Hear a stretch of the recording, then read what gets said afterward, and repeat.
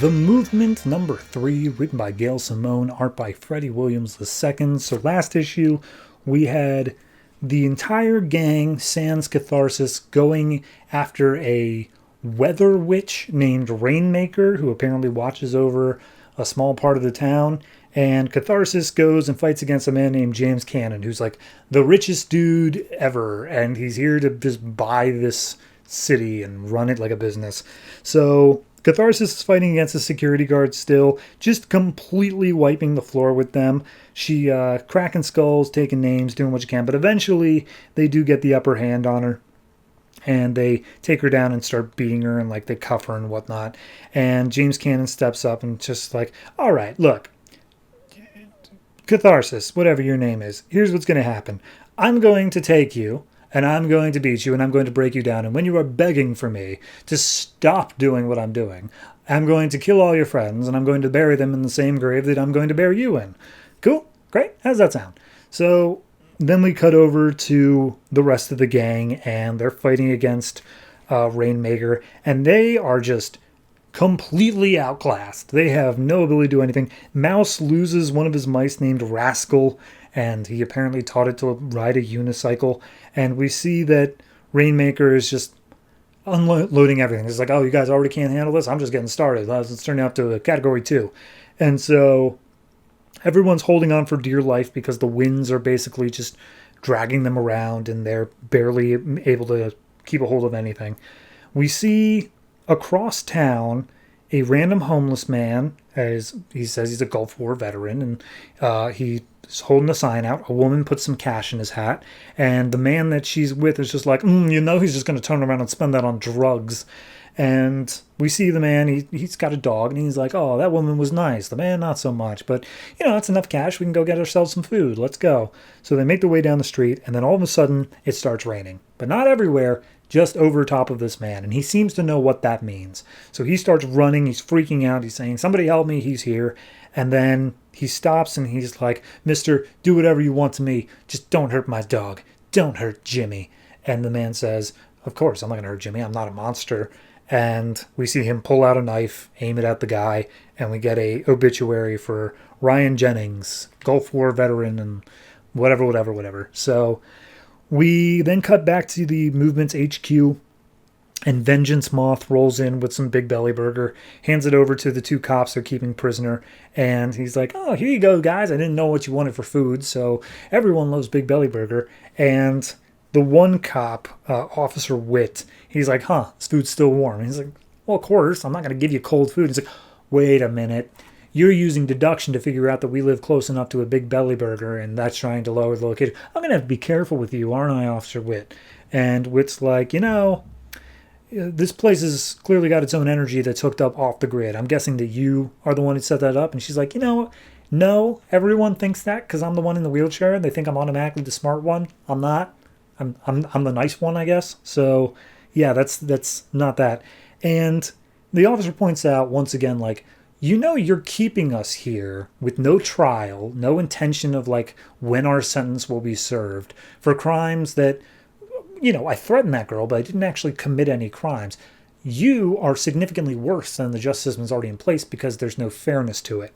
And Vengeance Moth is like, I'm hearing you. Like, I register what you're saying there. So then we have the young girl, Kirsten, who, back from issue 1, she comes up and whispers something to Vengeance Moth, and Vengeance Moth is like, well, hey, look, I'm not the one deciding your thing. You got to worry about the one in charge, because you may as well be calling her Caesar. So we then see back at the fight against Rainmaker, and Virtue comes up with a plan and says, Mouse, I need you to bite. And Mouse is like, I can't get close to her. I can't. How am I supposed to? And she's like, no, not her. One of her people. She cares about them. You need to go threaten one of them. And Burden at this point is like freaking out, like, oh, guys, I can feel Satan rising within me. And it's like, okay, as long as he's going to fight for us, I don't care if it's Satan or God. Like, go nuts, buddy. So Mouse makes his way around the crowd. Burden transforms into a demon long enough to just ignore the winds and just walk right up to Rainmaker. And he's just like, God has looked away from this place, child, and now I am free to do as I wish. And Rainmaker's like, you made one mistake, demon. I'm not a Christian. and she just zaps him with lightning. But in the time that she's distracted, Mouse manages to get bite, or he about to bite one of her guys, and she's just like, hey, look, we've got one of your guys. We don't want to do that. We are on your side. Like, we're totally simpatico here. Can we just talk? And she's like, okay, yeah, fine, as long as you don't work for the man. It's like, no, of course we don't work for the man. We hate the man just as much as you do. Now, all we're saying is that somebody is killing people in our area that we patrol, and they all have like rain power, like rain on them. We think someone is either framing you or you're doing it. Do you know what's up? And she's like, oh, yeah, no, totally. It's a guy named Cannon, James Cannon. He's super evil, and he's like gonna buy out the place and run it like a business, and poor people are just an obstacle for him to run over. And Virtue's like, oh my god, that's so evil. Why does he hate us so much? And Rainmaker's like, he doesn't hate you. He feels nothing for you, and that's all the more dangerous. So at that point, she says, all right, join us, Rainmaker. We want you as part of our group. And she says, no, I'm here for these people. I'm here to take care of them. I'm sorry. I just want to be left alone. That being said, here's my number. Give me a call, wink, wink. And they just disappear into the mist. And she's like, I think I was being hit on there. That's weird, right? And Tremor's like, yeah, no, totally. Like, you're never going to call her. She's clearly insane. Anyway, let's get going. Turns out Catharsis called, like, somehow they figured out Catharsis in jail. And Tremor's like, we got to go take care of her. Clearly that's an issue. But we see that Virtue tucks the number away in the pocket just in case. So meanwhile, in the police precinct, Catharsis is being held in an interrogation room with his own guys guarding, and the police are just letting it happen. Or they don't know about it, technically. So we see her being beat up by James Cannon, and Catharsis is like, I just pictured something funny. You dead in an earthquake, naked and being devoured by rats. So then we see the captain of the police force, who we met back in issue 1, Captain Mears, is like, we're going to need a tank. Call in all these different favors. We're going to go in and we're going to take that part of the city back. And he's telling all this to his secretary. And then as he enters his office, Virtue's just sitting there drinking down his coffee. Like, hey, your coffee sucks. And so they start to talk, and Virtue sees that he's on edge. He's about to go for his gun. She's like, okay, hold on. First and foremost, I'm sorry I told you that your wife was cheating on you.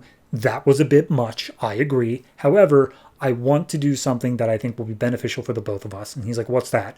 I want to exchange prisoners. We'll give you back your 2 cops if you give us back our guy that you have. And the captain, unaware of what's happening in his own interrogation room, is like, we don't have one of your guys. Like, we're here to protect people like you. And Virtue's like, oh, are you now? Isn't that convenient? And so the officer starts rolling off like, we are going to shut you down. And if you stand in the way, people will be hurt and possibly even killed. Is that what you want for your group, the people that you're protecting? And so Virtue walks over to the window, opens it up, and we see a crowd of people wearing these shiny movement masks and holding protest signs. And so it's like, officer, you're the one who's mistaken. We're the ones who run this, and we will take you down if you stand in our way. Now, I want to tell you about our deal again. And that's where the issue ends off. So I'm definitely getting more of a picture this issue. That being said, there was one line of dialogue from last issue that I still feel is unresolved, where Catharsis says, I am a cop. I don't get that yet. That part still feels unresolved to me. Maybe it will eventually come up. I'm not sure, but as it stands now, it just kind of feels like out of place. And I was waiting for it this whole issue. It just never came. Everything else I'm interested in. Seems like Virtue is possibly a LGBT character. Interested to see that. That doesn't have a whole lot of representation here in the New 52, so super interested in that. Beyond that, the characters are just getting a bit more fleshed out. The tone of it, how these characters interact with each other, the police, Vengeance Moth, all that sort of stuff. It's just slowly building, and I'm curious to see at what point are we really going to get a tipping over and see how we are going to progress this story into something more than just what it feels like now is, oh, are we really so different from the police as we critique them because we do our own very brutal methods? So I want to see where we get to, hopefully past that. But overall, this issue is definitely a solid, like, 7.5. It's got some good humor. The art is okay. Not particularly a style I like, but it works in this particular issue. So yeah, 7.5.